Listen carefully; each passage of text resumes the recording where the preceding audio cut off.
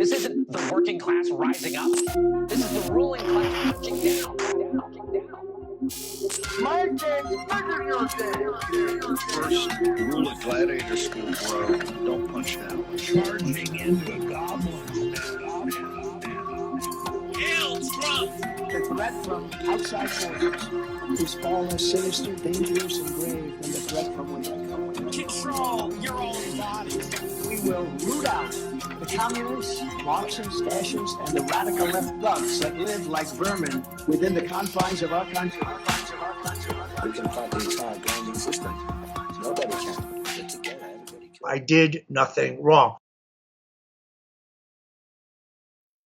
Welcome to the Did Nothing Wrong podcast, where we cut through the noise and help you make sense of the chaotic information space around us. I'm Griff Somke. With me today is Karl Folk. Oh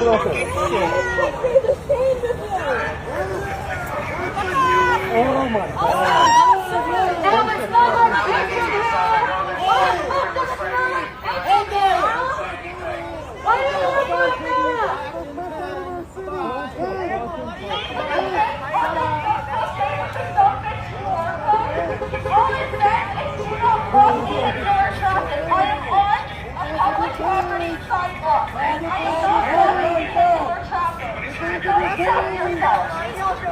Where's the vehicular traffic board? You guys look alive and terrible. So there's been a high-profile defection in the culture war. It appears that noted MAGA symbol Pepe the Frog has switched sides and is now assisting the brave citizens of Portland, Oregon, as they resist the occupation forces from the east. Now, I don't want to belabor this point, but this is a big deal. You probably all remember 2016, right? So if somebody who has the stature that 2016 Pepe does comes over to our side, I think that's a massive win. And it says a little something about where the mandate of heaven, if you believe in that, is right now. What do you think? I think it's true. And I think, what we're seeing is an adaptation, right? Like the 2016 protests and the 2020 protests were different.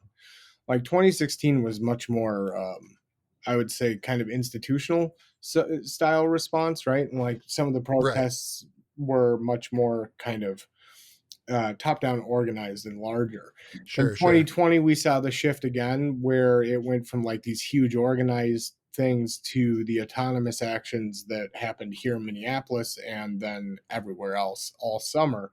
And now what we're seeing is kind of another redefinition, right? And like ultimately, I think we're seeing the embrace of a couple really interesting things. One is absurdist kind of free for all mentality, which is really, really important in this moment. But the other thing we're seeing is people starting to understand that like these kind of protests are different than what we saw in 20 for sure, because they are actually allowing for a different kind of pushback that's much more, I think, pointed, and people have understood that now, like, it's about the image of who's coming against the population in part, but also it's, looking at it and saying, okay, well, the president's doing something absurd and deeply problematic, and we can out absurd them. And in doing so, it kind of shows that this is farce, right? Like it really does help in the messaging sense to have that kind of imagery starting to come out. I mean, yesterday I was watching for a while in the evening on a live stream that I follow. And, now it's not just frogs, it's My Little Pony characters and Care Bears. Unicorns. And that's brilliant. That's the whole thing, right? Like this works in a couple ways. It works to outline the absurdity of it from the Republican side, coming in to invade states and do martial law and police state stuff. You get a video of Kristi Noem on the top of a building looking out at like it's Fallujah, and there's one person in a sad looking Temu chicken outfit down there on the bottom protesting. It's Sarah Jong wrote a great piece about this. I think it's in The Verge. I'll link it on the show notes. And she's kind of talking about how there's like basically three modes of political expression right now. There's normal dialogue. Yep. There's aura farming, which the Trump administration is really engaged in right now. They're putting videos out. They're doing the things that make their fans go, yeah, right on, Team MAGA. Yep. And then there's shit posting. Yeah. And the frog is shit posting. Yeah. It's like you can beat normal political discourse with aura farming, but you can also beat aura farming with shit posting. Yeah. It's a fascinating article. This is the bigger extension of kind of the vibes economy thing, right? That we saw in 2016 and then in 20, and we've kind of seen expressed in different ways ever since. And this whole idea, you know, of control is kind of farcical. So the way that you deal with knowing that you don't really have control of much is to, do these things, right? And like Trump and them, their propaganda right now is so heavy-handed. They are really looking to farm a specific section of the base, not even just the base in general. It's a really specific white supremacist fashion part. But on the other side of that, like, they're used to controlling kind of the mimetic magic wand, for lack of a better term. And in this case, like, they don't have the same discipline they once did, right? And so what we've seen is things like this defection, where high level kind of defections in how people are talking about the protests because of that. You know, we're starting to see the other side of that, which is this. And I think it's going to be increasingly important for that absurdity to kind of take a front seat, right? Like, it works really well. Oh, yeah. It's great. It works very well in a messaging sense, and it really confounds the narrative being put out by the state. And it escalates things to just an absurd level, to the point where, like, we're all worried that they're going to clamp down. Every one of us is worried that they're going to clamp down, that come tomorrow, they're going to declare martial law, the Insurrection Act, and roll the tanks. And I don't think that's an entirely unfounded worry at this point. I think that's definitely something that is slightly more likely than it has been in years. But I also think the idea of, you have this ridiculous response to it. If they're going to do that, let's make them arrest a bunch of inflatable frog costumes. Right. And, you know, good luck getting your aura farmed out of that. Good luck making anything that doesn't make you look ridiculous. Well, and that's just it, right? Like, they're looking to turn this into content as much as do the actual terror. So, like, for them, if you can deprive them of the content, the terror doesn't work as well, ironically. And this kind of neutralizes that. And it also, you know, Trump and the fascists don't need pretext to invoke the Insurrection Act. As much as I think a lot of us want to believe that they do, they don't. So if they're going to, they will. But it makes their case much harder if they're going to sell that option to the public, right? When there's this absurdist element that is really the driving force. And it makes it much harder to solidify opinions against that movement, if on its face, every time they're seeing it, it's a small demonstration, for one, because Kristi Noem and them don't understand how this works.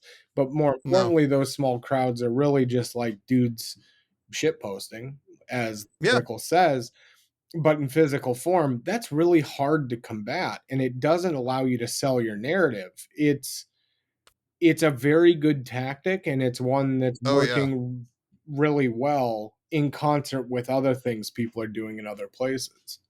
Right. And the other reason I really, really like this tactic is because it plays to the strengths of the weaker side. And like it or not, that's what we are at this point. It plays to moral outrage on one level. It plays to making it completely absurd to sell Portland, Oregon as a place under occupation, or a place under, you know, martial law. And it keeps us alive. Yeah. It makes for really terrible content. I mean, we'll help you make content. We just don't want to promise you it'll be content you want to air, because I don't think you'll want to share this. It also helps keep our people from ending up in trouble that's not real easy to get out of. Yeah. No, I mean, it works on a bunch of levels, right? Like, it protects the person inside the suit from being captured digitally. Right. It keeps them from being exposed via a right-wing live streamer. Right. There are a huge And it amount of provides the bonus. possibility for an I am Spartacus moment here. Yeah. Where we can just, I mean, I don't want to belabor this point, but those costumes are $22, and I hate to tell you to buy anything off Temu, but they're right there. Yeah. Okay. No, and You can buy a lot of frog costumes. Well, and that's just it, right? Like, building a group signifier, which is what Pepe was, right? For the alt-right and for the far right. That takes some work. Capturing one though, and then being able to use it to your ends is a pretty smart move. Pretty slick trick. And realistically, like, the more that this happens, people will see other places to do it with other things. And that's kind of the thing, right? Like, meme magic isn't real, but the part of it that is for a lot of people, they can see something they wouldn't have seen before in a new way, and that allows them then to do that their own way and kind of keep transmitting that thing forward. Right. And I've read some very original research recently about this. Yeah. And one of the points that said researcher makes is that a meme, when done well, acts like a hinge into a different way of looking at things. Exactly. It's like a liminal point that could go a whole bunch of different ways when you see it.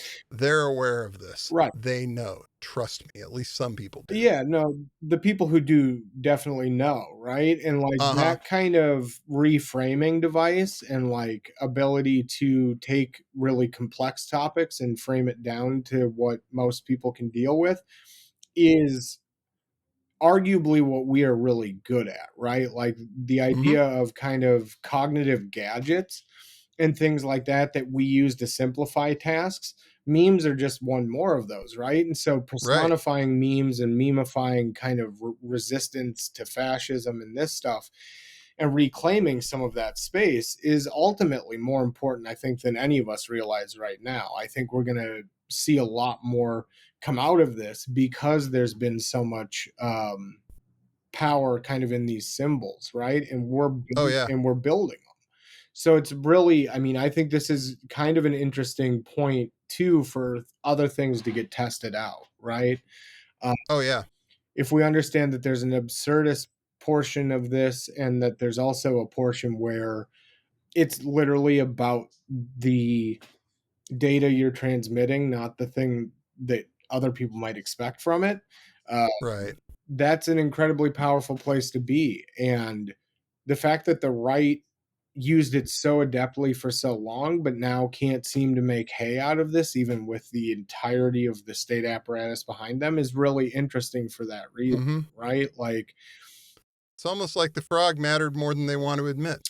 Well, it's almost like, too, they didn't want to talk about the fact that this was a fluke in some ways for them, that they stumbled into this thing versus having some playbook for it, right? Like, they wrote some playbooks for themselves after figuring it out, but they didn't understand or know it really was a thing until they did it themselves, right? Like, they did a lot more of this on the fly than people realize. Exactly. They really did. Pretty amazing combination of things that had to happen to get us to this place. Well, it's just, it's a lot of compounding effects, right? And people who never came in contact and their specific part relayed off of something else that someone else in some other group or whatever was doing. Right. And it's, it's a network effect in some ways, and a compounded network effect versus versus having some like, mastermind ability to like hack people's brains. And I think that the more that people realize that, right, that this was a fluke, but also that it's a repeatable fluke if we want to. At which point it is no longer a fluke, it is a technique. It's a technique, right. And that repeatable, that understanding can be applied to anything in this world of digital kind of existence is really, really an important thing, I think, for anyone to really kind of come to terms with, but more importantly for the resistance to fascism side to understand that like the signifier is the message in a lot of cases, right? Like now the image is the thing, but it's also a whole bunch of other contexts that we've built into it. And those kind of hinges and those kind of like inflection points for ability to reframe, that'll do more than any political ad or conversation from an elected leader ever could. And we've seen that, right? Like Yes, we have. that's why Trump's in office for the second time, is because that works. And so if we can Yeah. figure out, and people do start to really, embrace this shit post aura farming vibe economy for resistance to fascism, that's a huge step forward. And for the record, I wish we could go back to normal politics where we didn't do this kind of shit as well.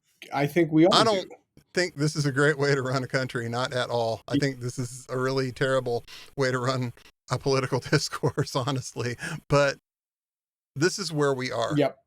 And it's always seemed to me like I don't necessarily want to give up the ability to do something that's being done to me.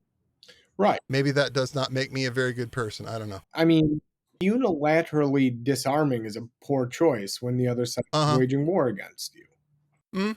Yeah, it's a bad idea, but this is what we seem to some extent to have chosen in this particular arena. And I think it's good to see people starting to realize that you can push back in a way that takes a previously thought out idea, something that had been done before, and repurposes it. Absolutely. And it can be even more effective, like what they're doing in Chicago right now. Back it up just a little bit. In Spokane, Washington, Matt Shea and his church have been doing what they call Mass at Planned Parenthood. Yep. Where they go up to the Planned Parenthood location on Division Street in Spokane, Washington. It was called Division when I moved. I know it's called something else on the other side now. Don't at me.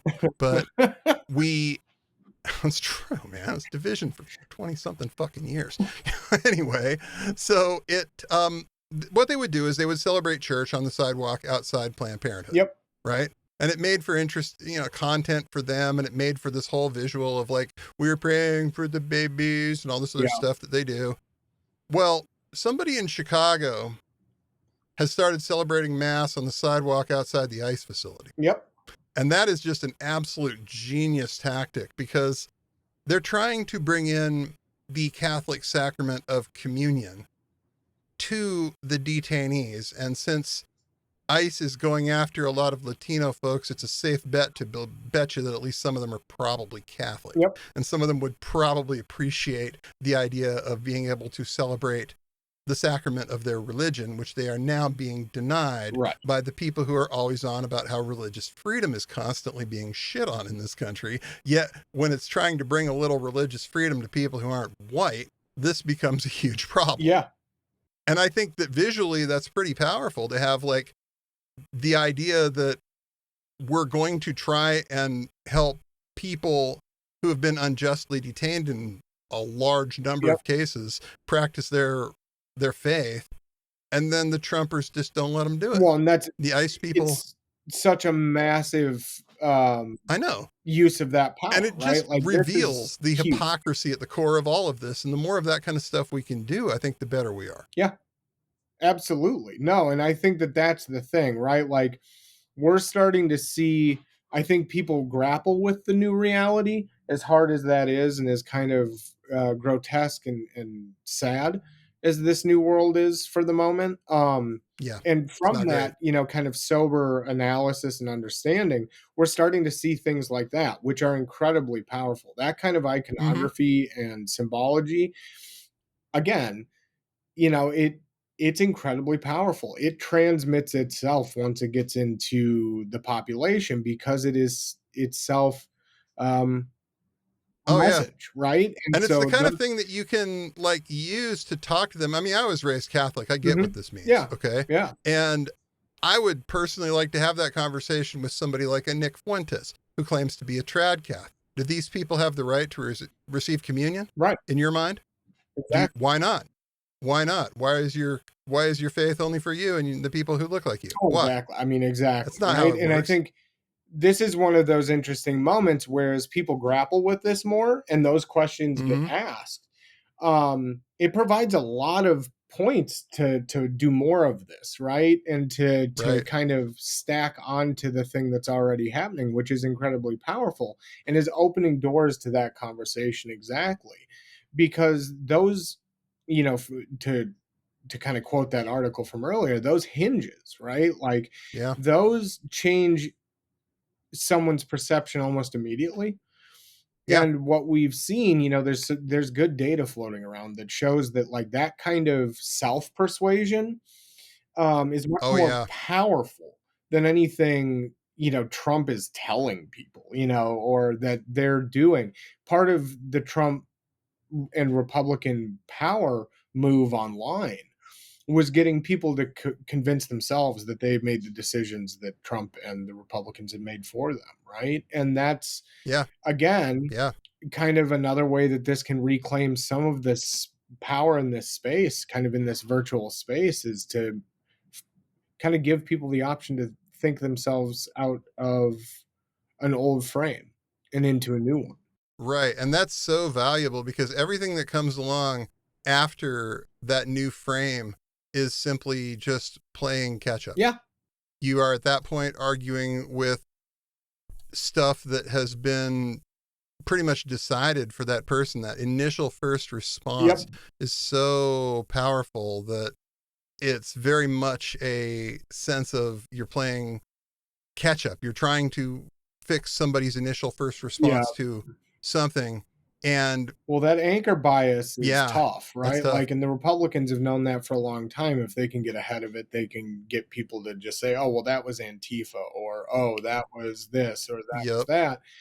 And what, you know, we're starting to see is that anchor bias is strong, but it's not totally immovable. And for a lot of people, as things get more hectic and more unpredictable, they're starting to break free from some of those anchoring spots that have been kind of hammered into the ground over the last 25 years by the Republicans. That gives huge room to this kind of thing and this, you know, kind of just absolute, you know, kind of satirical view of this, right? Like the image of ICE nailing a bunch of dudes in frog uniforms is a really tough thing to sell to people who have been watching on Fox News, like replays of other countries saying it's the US. And that's the part where those two things don't connect. And we've even heard, you know, kind of seen cracks in this at the highest levels. You know, when Trump, what was that, a week ago now or 2 weeks ago, said, you know, well, they're showing me these videos. It's a war zone. Why doesn't reality and this mash up? I think we're starting to see glimmers of that, right? Like the Republican unreality state's incredibly powerful and it's incredibly dangerous. But it's also not anchoring people in like it once was because of this absurd pushback. Because the people on the other side have made things so absurd that they would have to basically like rent their own studio and pretend it's Portland at this point in order to get the content they want. They would need to do a full wag the dog, right? Like they would have to literally manufacture a war. And well, yeah, and that's, you know, I mean, tough. Jesse Waters knows a guy. Yes. Jesse Waters knows a guy who'd be real good for your lead because he's been ex-member of Antifa. He's been an ex-member of the Mexican Mafia. Yeah. He's been an ex-member of, you know, God knows what all. And he's done this bit under a mask on Jesse Waters' program at least a few times now. And now everybody's kind of looking back and it's like, wait a minute, who is this guy? What's his real deal? It's unbelievable, right? Like again, if the stakes weren't so high, this would be one of the master classes in like satirizing what the news used to be, doing it the most cynical way possible and the most destructive way possible. Now it's just so fucking dangerous. That's a hard, you know, kind of conversation, but it's unbelievable, right? Like Waters, For a guy with a lot of flaws. You know he's one of Waters' drinking buddies. Oh, You know it's his this dude contractor. It's his is. contractor. It's his basement guy, right? Uh-huh. Like this Yeah. this guy is his basement guy, his tile dude. And like it's unbelievable, seeing how they're trying to manufacture this whole narrative of like war and insurrection and all this shit. And Fox News decides to pull out like quote Eric, and Eric. Eric. It's one of those things like you guys might have lost the ability to do this in a way that's plausibly deniable now. And like, Yeah. It's really interesting to see all of that at the same time that we're seeing this other thing. And then you juxtapose that with these huge protests that are going to be, theoretically coming up on the 18th. This is a very interesting place to be, because I would expect that these No Kings rallies are going to pull tons of people, millions of people, as the last ones did. And there are going to be a lot of frog outfits. There are going to be a lot of absurd outfits. And that, for them to spin up this narrative, because they're scared shitless of No Kings, I think is a good way to read this. Mike Johnson's out here saying that it's No Kings are anti-American terrorists. Yeah. That's funny. Yeah, that's just funny. It's like you're dealing with the absolute most milquetoast end of all of this. You're un-American terrorists. Yeah, buddy. No problem. It's very interesting seeing that they've rolled out that messaging alongside this Antifa, like Jesse Waters thing, and that they're doing it now a full 7 days out. And then they had that ridiculous summit about this when they were declaring, they brought Jack Posobiec and Andy Ngo out to this summit to talk about the threat of Antifa. And here's Donald Trump, running the whole thing. It's like, this is fucking ridiculous. Jack Posobiec, like the guy who wrote a book that fillets Pinochet and Franco, the guy who has walked the content line of, is he a Nazi? Is he not a Nazi? Mr. 1488, Mr. He's not, let's just be very clear. He's a fucking Nazi. And like Jack P, there are very few guys within this whole ecosystem that actually should be concerning at a level of like, if we had a functional government, they would probably be looked at as a terror figure. But like Jack is a scary guy. Somebody should take a microscope to his finances. Somebody should absolutely take a microscope to that guy's finances and see if any of it is coming from a hostile foreign power. I would like to know the answer to that question. Legitimately, it's a question I've had for years. For the sake of not being actionable, nowhere in this statement do I say, I think he is. I am saying, I think someone should go look real hard with a rubber glove. It's a question, legitimately though. And like, it's a question we've had for years, right? In the research community, he's kind of stood out even amongst a whole crowd of some of the worst people you'll ever hear of, and hope most people never have to. Right. But, for him to be holding a round table based on a neo-Nazi understanding of anti-fascism, and pretty much laying it out, right? Like, it's pretty ballsy to say that they've been a terrorist threat since Weimar Germany. Like that. I know. And especially to mention Weimar, that's kind of a tell. You're right. It's like, what were the anti-fascists in Weimar Germany opposed to, Jack? Well, what were they opposed to? Well, and why were they formed there? Right? So like, what was the point of all of this? I mean, Jack's a dangerous guy. Andy, God bless him, he has been different since he got milkshake, but it's not because of concrete. I know. Head injuries, man. They're terrible. Yeah, I don't. It's like we should take up a collection for him or something. I don't know. I don't know. Do something for him. I don't know if it was the milkshake that did him in or the dildo to the head, but whichever one did it. That's 6 of one, half a dozen of another in his case. Man. Yeah. He's just not, he's not the same guy. You're right. No. He's just lost a little thing on the fastball. I mean, his accent changes faster now. It's crazy. Isn't that weird that like sometimes head injuries can cause you to have a different accent? Yeah, fake British The accent. human It's brain, crazy. man, that's a fascinating place. I'm just saying, sometimes you get a knock on the head, you get special powers. It happens all the time. Read a comic book, okay? It's true. really a It's true. I mean, this is terrible place to be with this guy.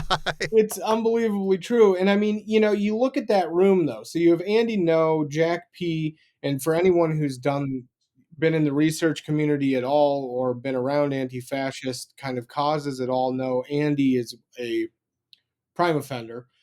But you have Mhm. Jack, you have Andy, you have Christy Nome, you got Donnie Walnuts, and then you've got people like Brandy Cruz, you've got Nick Mhm. Surter, who had been John previously Cho. arrested Some at of our ICE local in people Portland from for Seattle who agitating. like are supposed to be Antifa experts.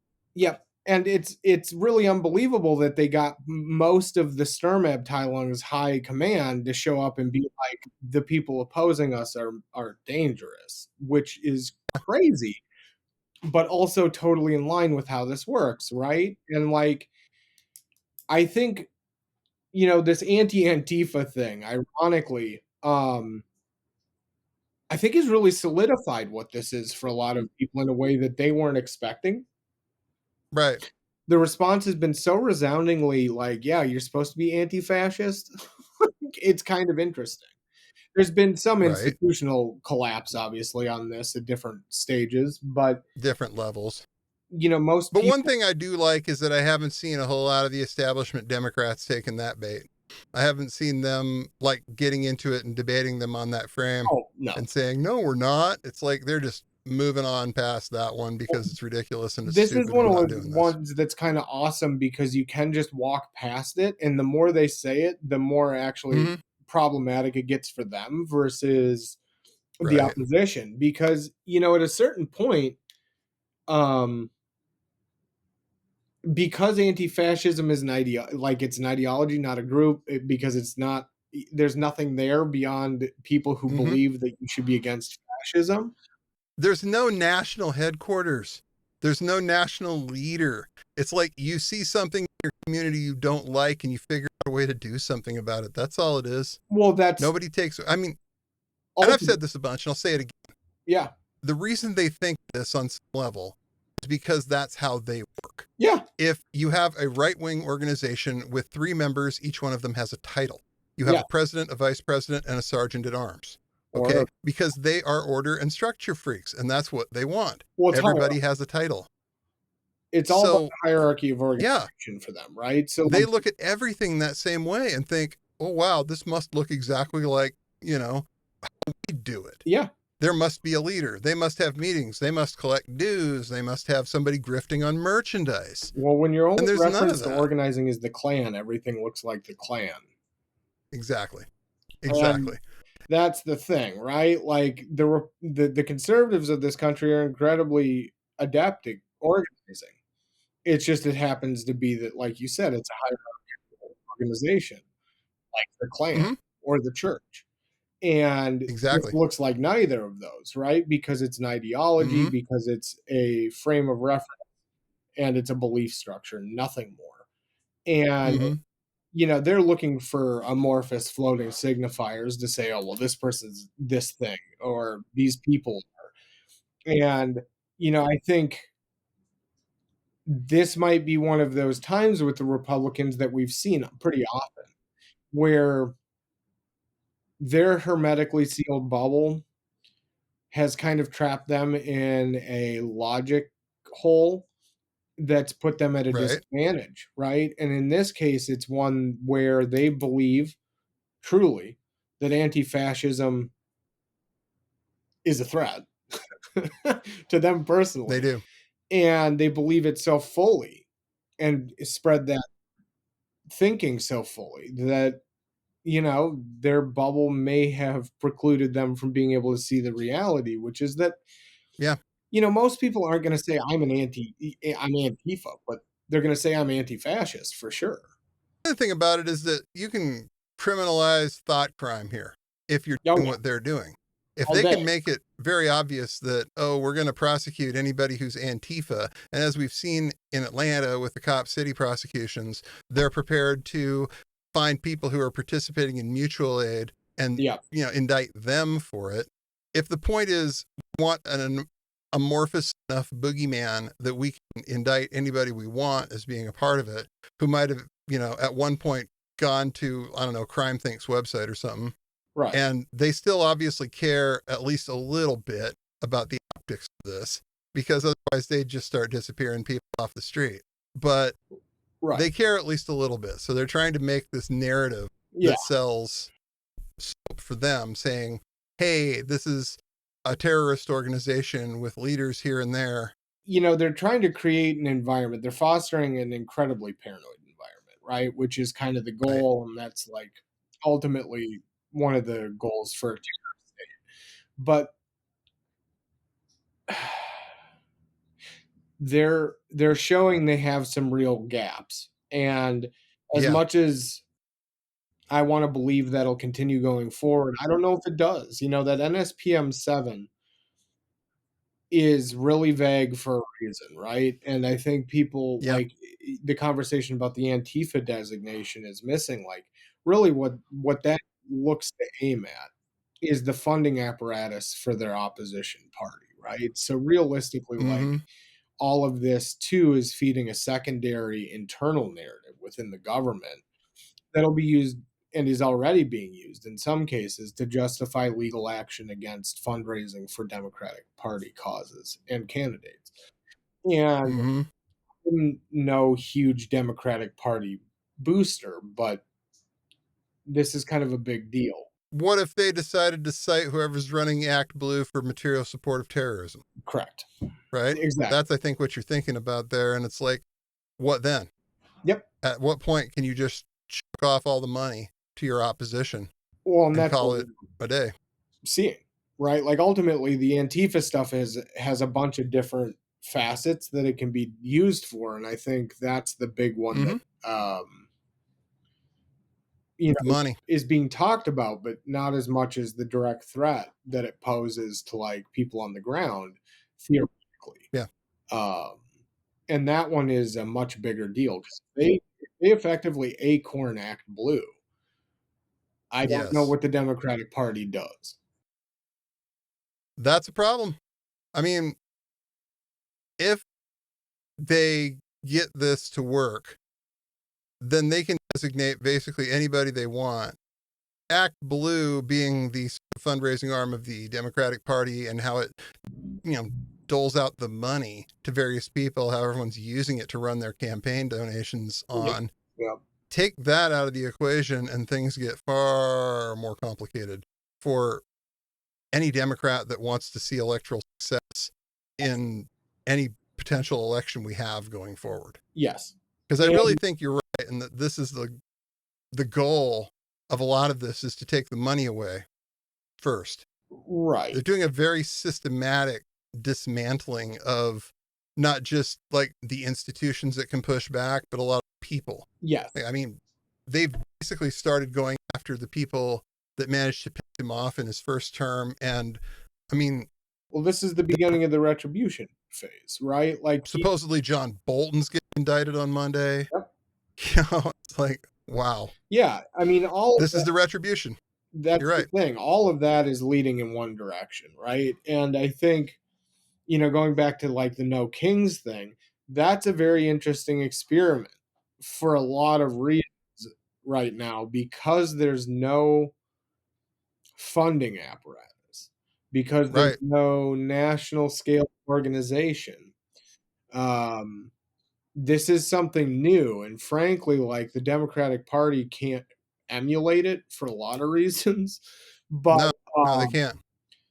It may be another way, again, a new way of being able to kind of think about what we're going to have to do faced with the thing that we are now. And, because we have to go through this, right, that the only way out now is through, I think being able to look at things and understand that they may serve multiple purposes, both for good or bad, is really important. And like the No Kings rally on the 18th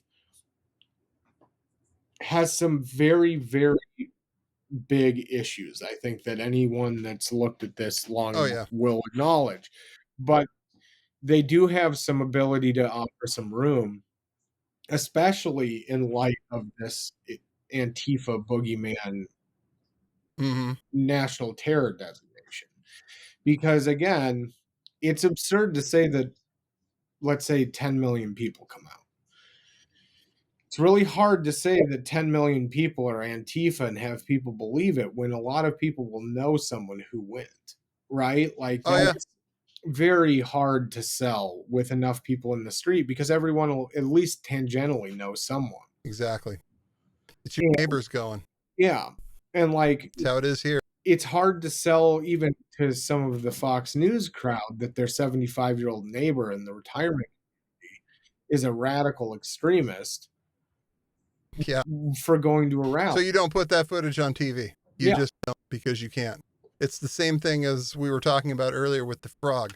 You cannot air the footage of the Department of Homeland Security leader pointing down like it's Fallujah and it's one guy in a pink Care Bear outfit or a chicken outfit. Yeah. It's like you can't air that footage. It's ridiculous. It makes your person look as ridiculous as they are. You can't air footage of senior citizens coming out of their homes. Basically, like, I can't make it to the protest, but man, fuck that guy. Yeah. This isn't good. Well, and it's incoherent, footage right? you Like deal it's with. not something that works for their messaging, right? Like it'd be Nope. totally different if there were, 20 guys in black bloc in those images, right? Like you can be a more effective form of black bloc wearing a frog uniform right now. And that's kind of the same way I'm looking at this No Kings thing on the 18th is like if you are in a position where you are not a liberal, where you're more radical, maybe you're an anarchist or a communist, and you're looking at this and saying this is theater. Well, I tend to agree with you, but also there's this second part where it offers you the ability to go out and get your specific message to more people than you may have ever been able to in your life. And for those groups, go be the guy or lady or whoever in a chicken suit at the No Kings rally, handing out signs about things that you care about, but also different tactics that people can take. Do what you need to do as your specific group, but also understand you can use that to network in a way that you may never have otherwise had the opportunity. And a lot of people right now are looking for answers and they're looking for ways that they feel they can help. And if you can help someone find an avenue that they're comfortable with to protest, push back against fascism, you've done more than a lot of organizers ever have. Exactly. You have potentially made a comrade for life in that particular circumstance. And let me just ask this. I understand that this is not the ideal way to do things for probably most of the people who are, but at some point, part of the reason we get so upset with groups like RevCom for their entryism is because entryism works in a lot of cases. Yeah. Entryism is a pretty good tactic. People wouldn't keep doing it otherwise. So maybe you do have a chance to do a little of that. Maybe you have a chance to talk to people that you didn't necessarily have a chance, like Karl said, to talk to before. You get your message out in front of a lot of people, who knows what can happen. Right. You get your personality that, hey, I'm not a boogeyman. I'm not this scary terrorist. I'm just some guy. I work at the library, that kind of thing. Literally, though, right? Like one of the most powerful things from the first round of these protests was seeing people in black bloc handing out candy and food and just having conversations because what it does is it fucking Patriot guy front guys it's a meme, right? Like in your head, if you're in a protest with let's say 30,000 people and it's a majority, kind of more traditional older crowd, whatever, and then you see a bunch of guys and gals and people just dressed up in full black bloc, but they're handing out Doritos bags and water and chatting with people. That incoherence and dissonance immediately is like, I have to know more, right? You're putting yourself in a better position to at least have conversations. And if nothing else, do a little entryism, like bring people in if that's what you want to do, because the goal now is to offer people spaces to imagine better, so we can Yeah. actually get through this and do the next hard thing, which is figuring out what and how we do the next part of this, whatever that is. And we've got whatever some the hard next things point to do. we come down to the ground again. Mm-hmm. And I think we've got some hard things to do, but I think at the same time, we're setting ourselves up for more success now with this current set of tactics. I mean, I want to say I'm very, very proud of how everybody who's had to deal with these people has handled it. Yeah. Just about. So you're dealing with the Gestapo, and people have been doing it very well.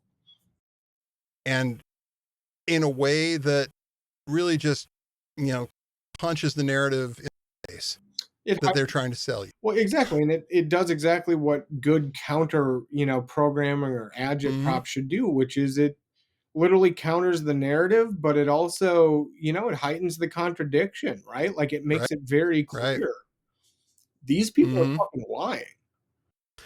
And you're not going to get a more contradictory image than the Secretary for Homeland Security standing on a building, looking out at the war zone and seeing one poor sap in a Temu costume out there protesting. Literally. It's amazing. I mean, it's hard to sell on Fox News that these are dangerous, radical, insurgent terrorists when it's like a bunch of federal police service dudes firing pepper balls at the feet of a guy in a suit that's a frog next to a cow.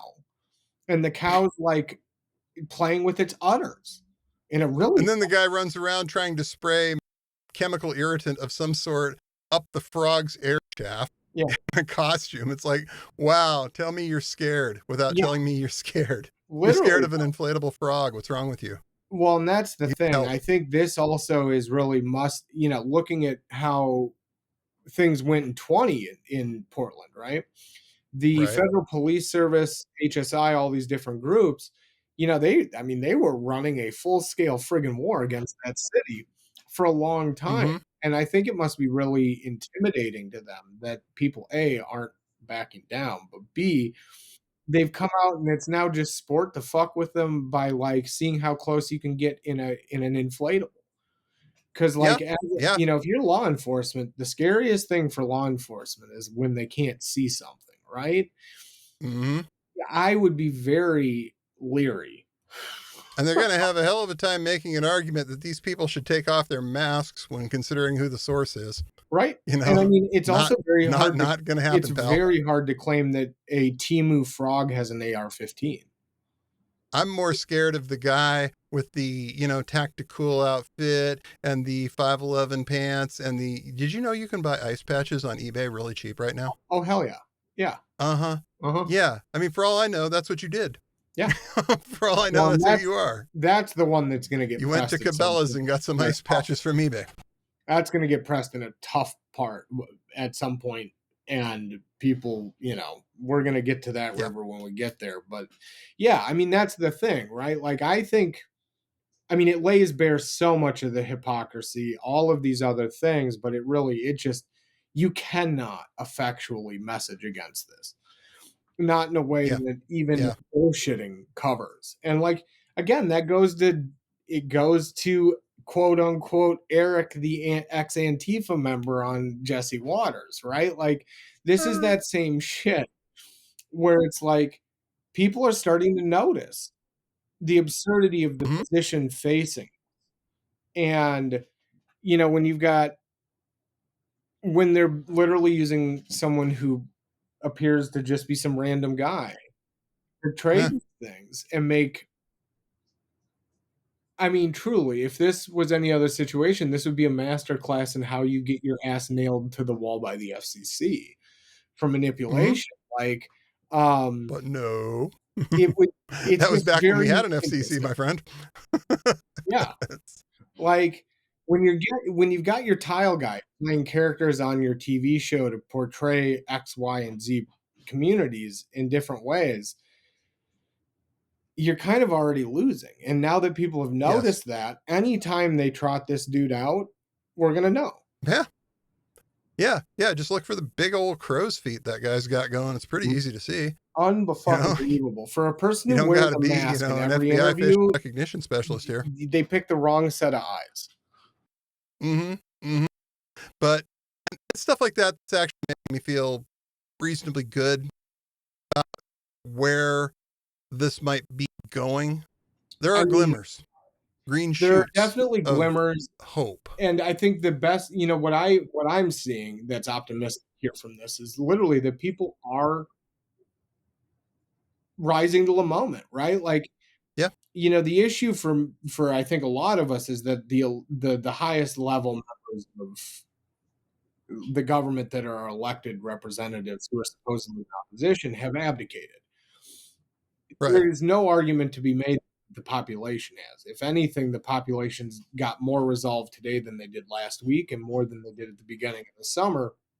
And I think that this kind of moment we're seeing with the frogs and with the unicorns and with the fucking Temu Teletubby puffies going out and all of this, is kind of a sign. $24.99, man. Plus tariffs, I'm sure, but right. And I mean, there are 100 other reasons going on, but I think some of this Spirit, too is people. My God, it's Halloween season. If Spirit doesn't have that thing on the shelves next week, their shareholders should riot. Legitimately, though, like that's going to be the #1 Halloween costume in the country. Yup. And I thought I was going as MF Doom. I might go as the Frog this time. This will be honestly wear the mask cool. over the frog uniform. That would be right in the wheelhouse. Yes, that's a signifier right there. As an MF Doom fan, I feel like that would be I think. right on the correct side of things move. Actually, I think it'll be interesting though, because really, like the other thing that's coming from this is people are finding joy in resistance, right? Like as much as none of us want to be doing this, I think people are starting in those moments to see that like this isn't some just like super serious. Guys in bulletproof vests protesting like it's right republic, protesting. This is like just people doing people stuff. You can have fun. You can go out and be yourself. You don't need to put this in terms that sound super apocalyptic. You can mess with them. In fact, you can absolutely change that for them. That's the move, in all seriousness. They want it to be apocalyptic in those terms, right? The reality is they're trying to enact some terrible stuff, but also like the absurdity works better. The shit posting in real life works better. Turning their power into a meme is incredibly important. And frankly, that is what saves you when you have to do other worse stuff, because you can go back and forth. And exactly, I think that's going to be the power now, right? Is we have to learn how to shift and apportion things. Right. And I think we're getting there. I think we're learning that. I think, this is all stuff we have to learn, and it takes time, and we're learning. And that's the best outcome, right? It'd be a lot worse if we weren't. So if that's what you plan to do next weekend, planning to go do it on Saturday, have a good time. Enjoy yourself. Yeah. Get out there, maybe in some costume. Get out there and, some ideas in front of some neighbors. Ask your neighbors what they think of all of this. Ask your people that you see at this protest what they think of all of this. Literally, just there's some communication opportunities here. It's really, think of it that way. It's like a communication opportunity with everybody around in your community. Yep, exactly. And take it that way. Work it that way. Yeah, because stay safe. That's a concrete, true step towards doing things better across the board. Even once we right the ship, that's a concrete step to making things better.